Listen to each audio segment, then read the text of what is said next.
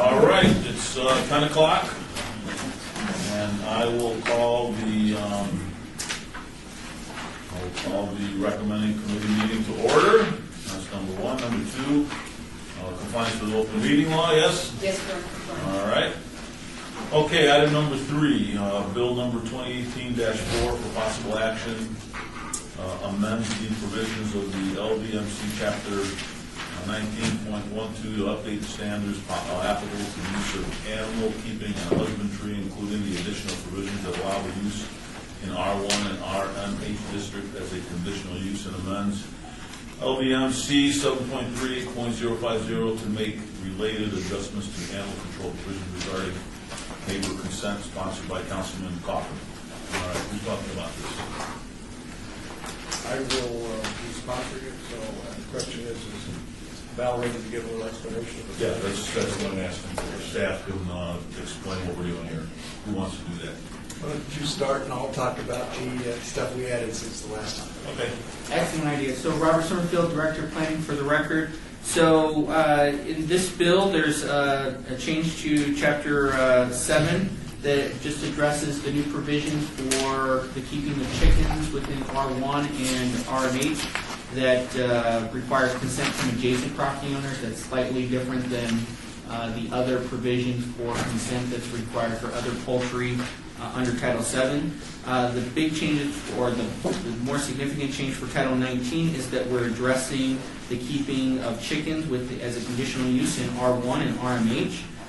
Those conditional use requirements include that it be a developed single-family lot, so you can't keep chickens on a vacant lot, that there be no more than 5 chickens, which are hens, may be kept. The chickens are not to be bred for sale or raised for slaughter. They must be contained within a predator-proof coop with fenced runs and kept clean at all times.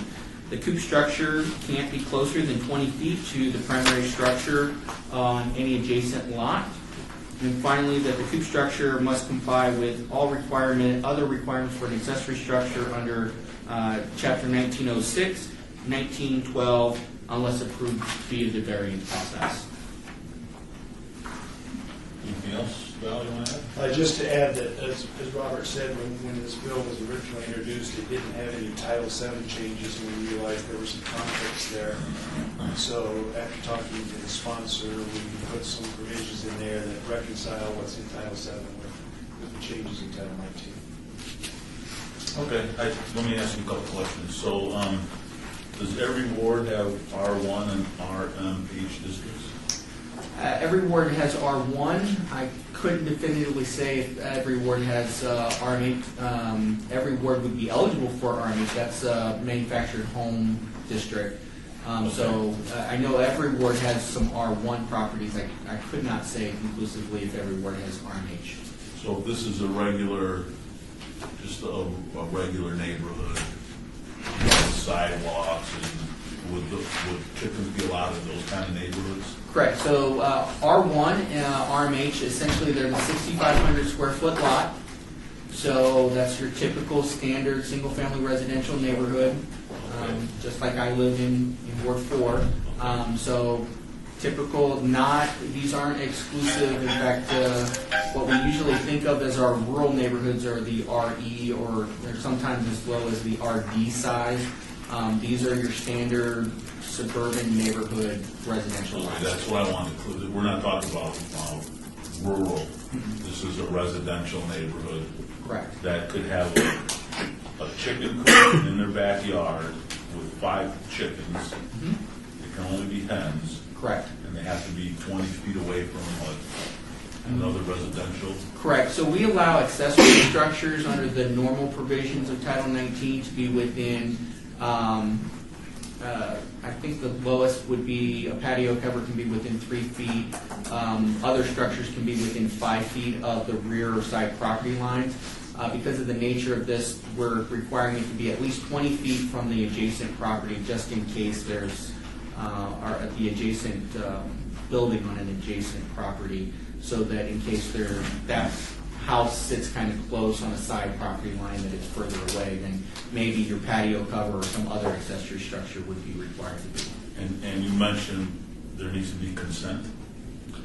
Correct. So under Title VII, for the keeping of poultry, which in chickens would be included as poultry, there are provisions for consent from neighbors that must be obtained in order to get the approval. In this case, we're adding language in Title VII, and Title VII is not my normal expertise, so Val can correct me. But basically, if you're on an adjacent property, so if you're with the neighbor behind me, to the side of me, or even in front of me, you would be required to get, depending on how my lot's configured, you would be required to get their consent, a letter So saying either- that it's okay for you to have the poultry on your So the property. house next to you, behind you, next to you on the other side, what about across the street? Not across the street, but if, for instance, you're in a cul-de-sac and you're at the end of the cul-de-sac and the two properties touch, that's adjacent. So that way in front of you, but not like across an actual full street. And if one person does not consent, then you can't do it? That I'll defer to the city attorney's correct. office. That's correct? That's horrible. Okay. And It's actually a relaxation of the current rule, which requires more. More participants to consent under the regular rules. so this is actually consenting, this is not just weighing in whether you like it or not? Correct. This isn't like the postcards we send out for a planning commission item. This is actually, they have to agree to say that it's okay for you to have the chicken. And it's non-revocable, so once they've agreed, they can't come back and say, you know what, I don't like the chickens anymore. Is my understanding, is once they've said yes, they've said yes, and as long as you keep the chickens. Okay, so now I'm going to ask a really stupid question because I don't know about this. So I guess the reason why you would have chickens is to have some eggs, right? So if there's no rooster around, how do you get eggs? Because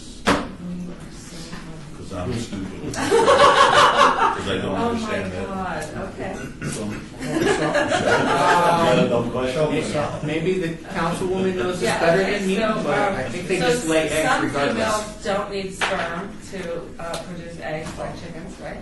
And so these chickens, they are laying chickens, so they just lay eggs without. Now, if we want they don't baby need a- and chickens, they we don't need a rooster. Oh. We need a rooster for a baby, but we don't need a rooster for eggs that we eat every day.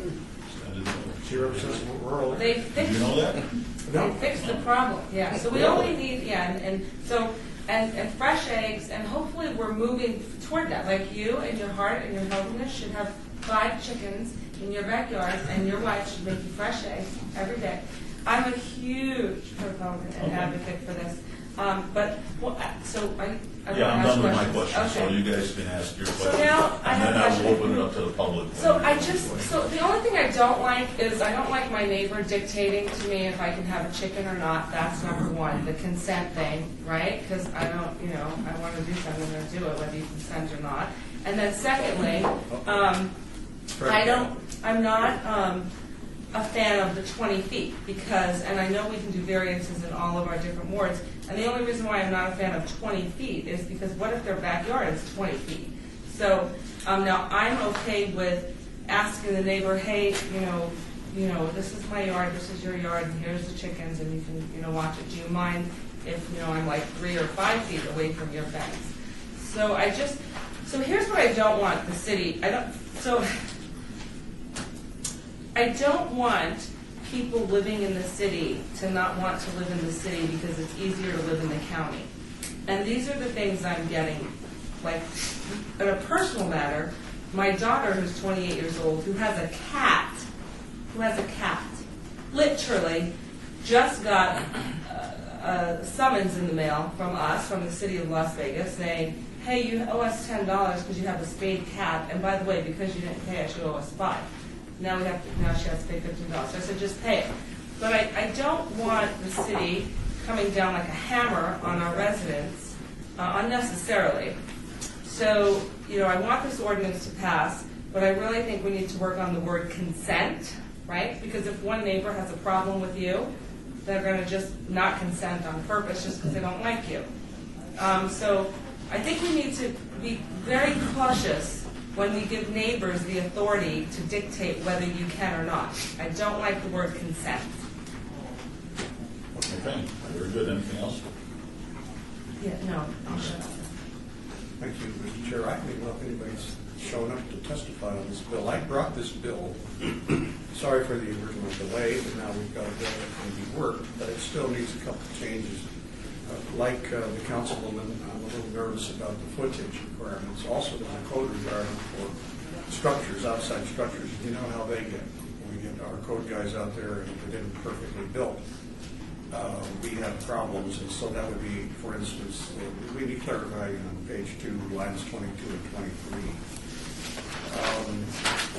But backing up a few lines, 5 chickens isn't enough. I looked, I had this bill is by request because people from the eastern end of town had a request to do this, and I agreed.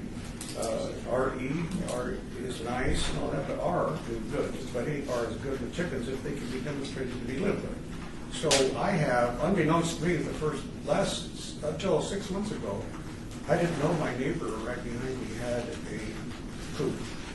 Did not know. With 10 chickens, 2 roosters that do not crow. They've either got a collar on to retard that, or they have, or they've been decrowed, or whatever the heck it is that they do. There is a little procedure.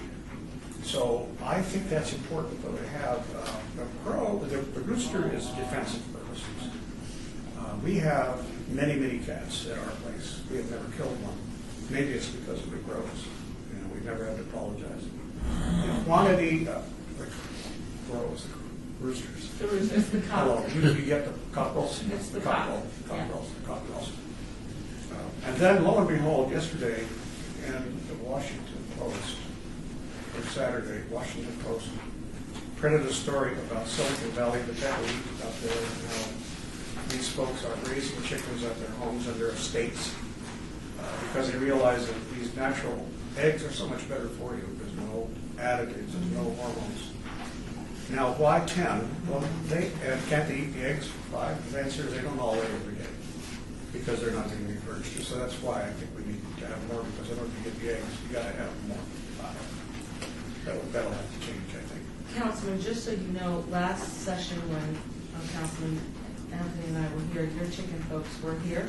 And I think the reason why they're not here is because they thought we cleared it up. So I'm so glad you're talking about And I'm trying to loosen this up a little bit, Yeah, but right, recognize yeah. it. But regarding your concerns, Councilwoman Fiore, you have to make sure that people will accept this. Yeah. Sometimes you've got to smooth things in and experiment with it, so that's why the consent law. I have 5 neighbors. I have 2 on each side and 3 behind me, if you will. So that's a lot of neighbors. And yet, I didn't even know this person had chickens, so he wasn't even the requester of the bill. So I think that bill is a good bill. I think it's ready to go. I'm willing to say that we need to have some amendments to be done. Let's say the First Amendment. That could be presented. Yeah. If I could, Councilman, just Let me just open it up. So anybody from the public wishing to speak on this? Okay, then I'll close. So can you just explain why you have in here the consent and the 5 chickens and the 20 feet? Where did you come up with the template for this particular ordinance? Why did you put those items in the ordinance? Did somebody tell you to do that, or did you find it from someplace else? So we can talk about that. all right. So I will defer to the city attorney's office on the consent question. Thank you. Need my name for the record? No, you're good? Okay. The Title VII already has consent requirements for poultry, so that's been existing for decades. When Councilman Coffin brought this forward, it said in the zoning title it would be okay, but then we recognized that now there's either a conflict or some adjustment needs to be made in Title VII.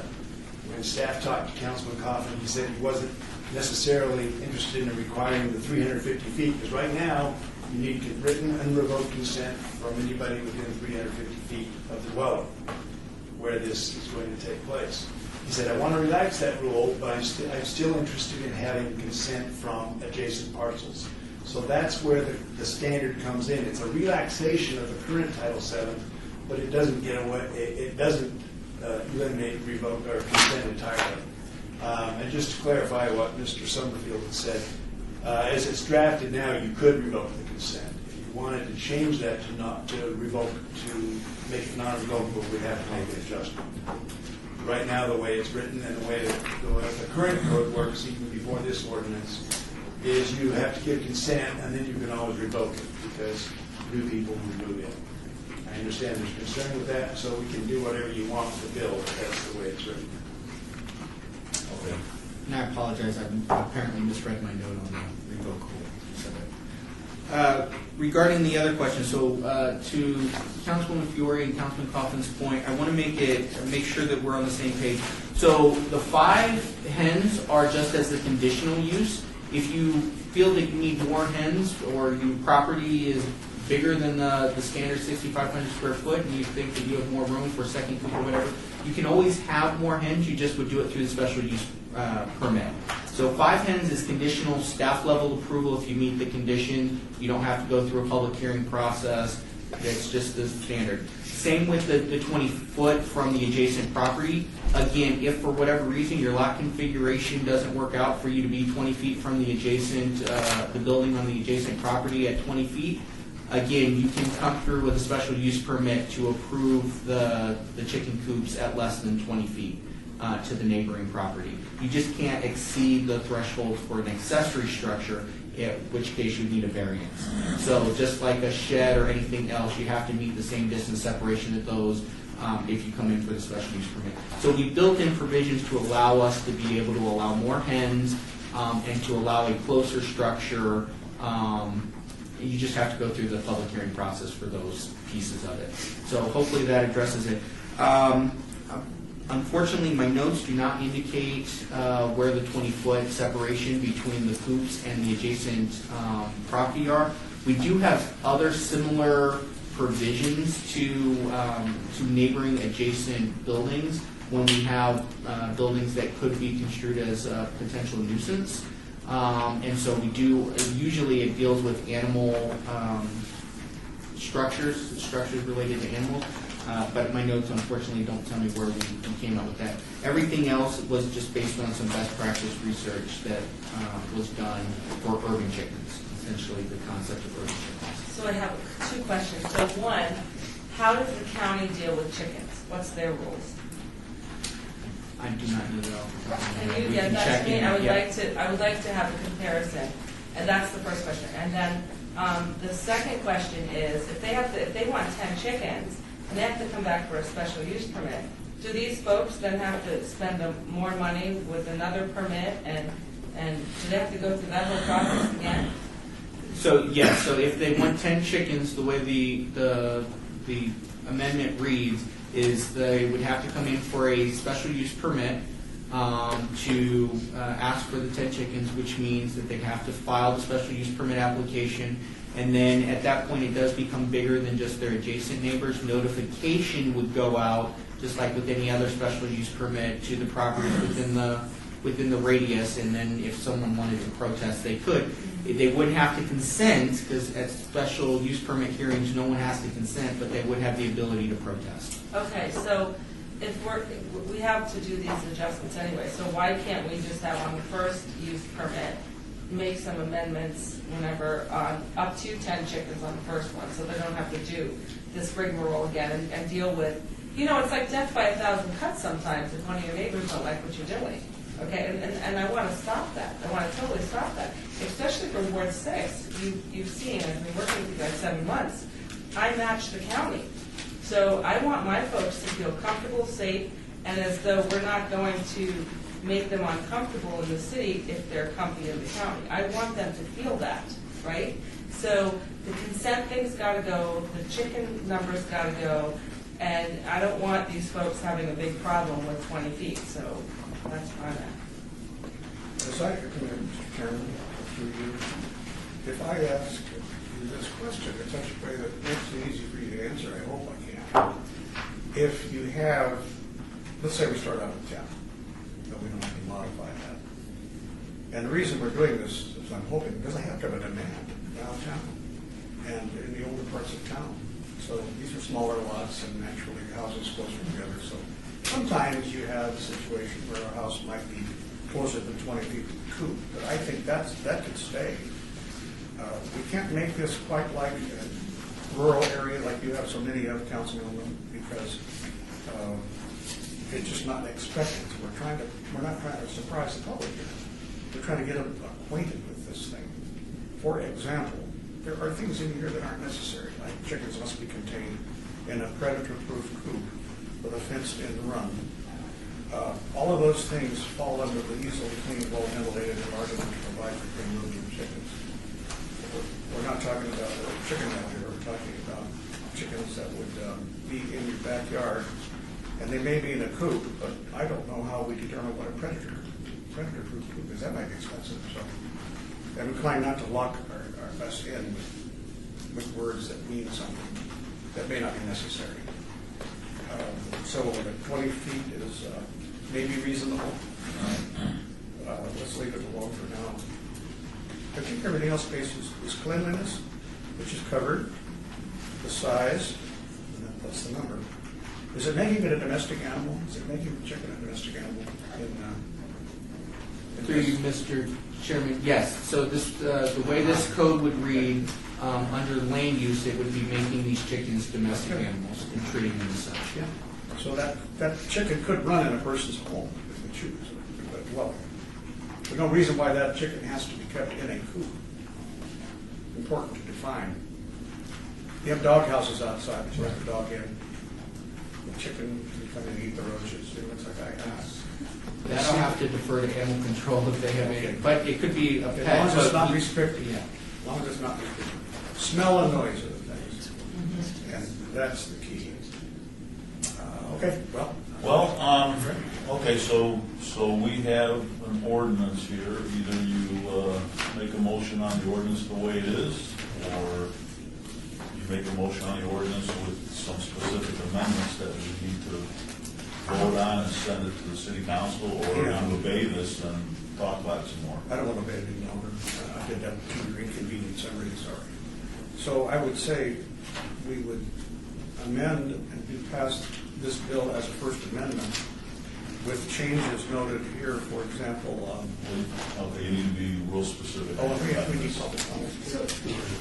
I already did public I just comment. have one more question. What is the difference in the cost on permanent or temporary structure? Because that could be very expensive. That's where I talked. I'm getting there. Okay, good.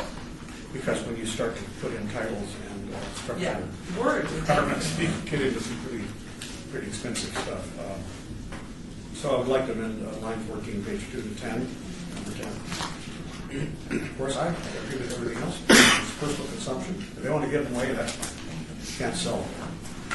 So what are you doing here? Oh, I'm proposing that on page 2, line 14, Mr. Chair, that we amend the word 5 out and substitute 10. And that the rooster requirement, I know that's in here somewhere, it just says no more than, no crowing rooster there, that's in another section, so leave this at 10, go to 10 hens, in my opinion. I don't know if you want to vote on each individual change, Mr. Chair. You make your changes and then we'll go from there. Okay, then also, I frankly do not think that animal control is going to care whether we use the word predator-proof coop or coop.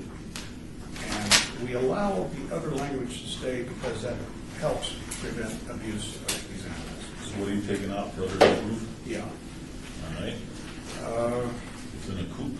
All right, Yeah, very good. I would say on the next section, coop structures, we better leave that in there because that's primary to primary.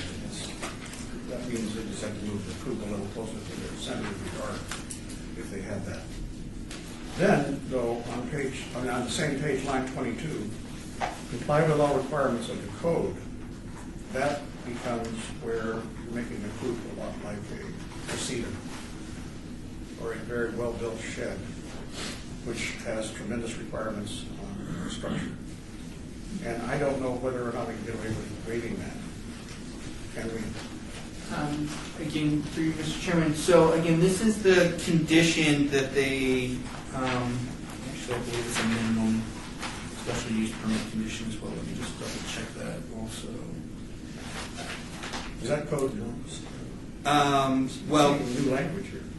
Well, yeah, well, again, the code currently doesn't anticipate coops as anything other than accessory structures, so this is the first time we've talked about a coop as maybe something not otherwise contemplated as an accessory structure. So the accessory structure provisions would relate to the square footage of the structure, the height of the structure, and I think this is your point about that it has to be aesthetically compatible with the main dwelling, which, to your point, Councilwoman, that is the part that maybe could cost a little money to put, a little bit more work into it than you might otherwise. So we could. I don't think my recommendation as your staff would be that we don't want to infringe on the area, the height, those size constraints. But if you did want to add a provision that takes out the aesthetic requirement, because I think that is the actual point of contention that you are concerned with from what I was hearing, that I think we could do that we would limit the requirements from 1906 for accessory structures to the building, the development area, not the aesthetic concerns. So if I could ask this, that aesthetics is a term of art already involved in the LDMC code? Correct. Okay, We so do address we would say- aesthetically compatible with Without regard that's to in aesthetics. 19. Okay, Okay, so what are you changing on line 22 and 23? without regard to aesthetics, add in language. That way, the Yes, inspector right, Bill? doesn't have to go out and look and. Yeah, I think in between where the comma now appears on line 23, we might just insert except with respect to aesthetics, Okay, so you comma, unless otherwise approved by the All right, board. so I think we can fix that line, okay. Yeah, and just to make it clear, 22 and 23, those were not independent requirements. That was just informational, that this would be deemed to be an accessory structure, so you have to comply with those rules. So now we're saying it is an accessory structure, we're going to treat it as that, except with respect to aesthetics. Yeah. And I think that accomplishes what the committee would like to do. Thank you. I think we've got to Different be opinions. very careful on that, because, we don't, because some chicken coops, I mean, then you're talking about cement foundations, we don't need any of that for chicken coops. We just need some wood and some hay, and the chickens are laid, and that's about it. We need some chicken wire, so wolves don't get it. Does that cover it? Yeah. That we probably need to do more than aesthetics, because I think we're talking about structure. Yeah, no, when we don't need a structure for Well, chicken coop. again, at that point, if it's not a structure, then it's not a structure. It wouldn't fall under the accessory structure provisions. We're just saying if you do create a structure, then it has to meet the accessory structure provisions. Again, materials-wise, if we take the aesthetics out, I don't believe we're going to have a materials concern. From a land use, then there may be an issue with building and safety at that point. I don't know that building and safety's weighed in on this conversation about an actual chicken coop structure. I know they have very I'm trying to limited. avoid that, by the way, as well as fire inspection. Well, and here's another thing. They sell chicken coops sometimes at Home Depot. You can order them online. They're like little forts you buy for your kids. So all of a sudden, if we have this temporary little chicken coop that we just ordered online to hold 10 chickens, it's not a structure. It's And- temporary and it can move. And building and safety does have, for purposes of land use, once you place it on the ground, it can constitute a structure. Building and safety, though, does have a size, square footage thing. Like you can go get a tough shed from Home Depot or whatever, and building safety doesn't require you to have a permit for it if it's under a certain size. From a land use, we care where you place that on the site to ensure that you're not infringing on the neighbors and what have you. But it doesn't have a building and safety review. Similarly, I would imagine that a chicken coop that you buy from Amazon or whatever would be the same type of thing, just like your fort that you talked about. Yeah, I just don't want our folks that are actually eating healthy and doing great things for themselves and their family to get in a fight with the city, because then I just don't want that. And another thing, a structure also, very important point you're bringing up, because the structure, what I saw demonstrated over the last summer with this neighbor, is that it is not enclosed on the road. You have to have air movement, and in this town, how can you do that without air conditioning? So you have a shade structure over and above, but not connected, permitted, but not connected. I hate to have us getting involved in all the code stuff related to structures, but I think we need to move this forward, Mr. Chair. I don't want to make any changes at this point. So Val, you can clean up that sentence with the conversation you heard here. If Mr. Summerfield is comfortable saying that these things are not structures under Title 19, I just don't know that that's true. I'd have to look at the definition, and I may decide that it is a structure, in which case we're going to have to do more than just exempt aesthetics. We're going to have to exempt something bigger, including structural elements of the coop. I agree with you. I think that, why don't we do this? Why don't we amend this bill with things we've talked about, and perhaps you have other thoughts, Mr. Chair, and then we pass it, and then we work on this part. And it's agreed that we have to find things for a third amendment, a second amendment, actually. So you're saying at city council meeting, we would have solutions to these problems? Yes, the second amendment. You're an optimistic human being. Well, here's my question, because you have to understand, you're the director of your department, and you're Mr. Smarty Pants, attorney, right? Thank you. And none of y'all had a chicken coop, so you don't know anything about it, right? My son's grandmother has them, actually, in our neighborhood. Okay. She has- Grandmother. So have you built one? She's not, but Have you it's a built one? complicated family structure. So I get it. So my cousin's wife's mother was adopted by an alien too. There you So go. listen, understand that unless you have had chickens yourself or have built a chicken coop, it's very difficult for me to take advice from folks that don't know nothing about chickens. So I have them. I've had them. I don't have them today. I don't want to get in trouble again. But I'm just saying, it's not a structure. So we need to work on that. And we do need to pass this so people can have their chickens, but we definitely need to amend it. And it's kind of like being judged by your peers.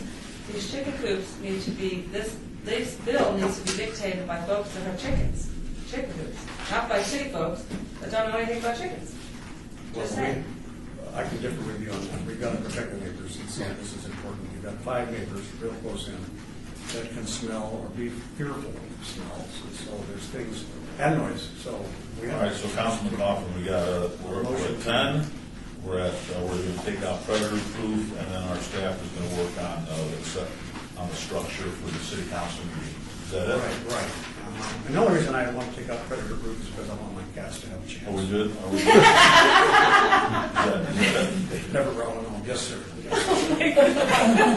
Okay, so I know there's nobody commented the first time, but anybody want to comment on the 10 chickens and the accessory thing? Anybody want to say anything about that? Okay, all right, so what's your motion? Move for approval of this bill as a first amendment containing the language which the chair has just repeated as requiring changes in this bill. All right, Just to clarify, there's no adjustments to anything regarding consent.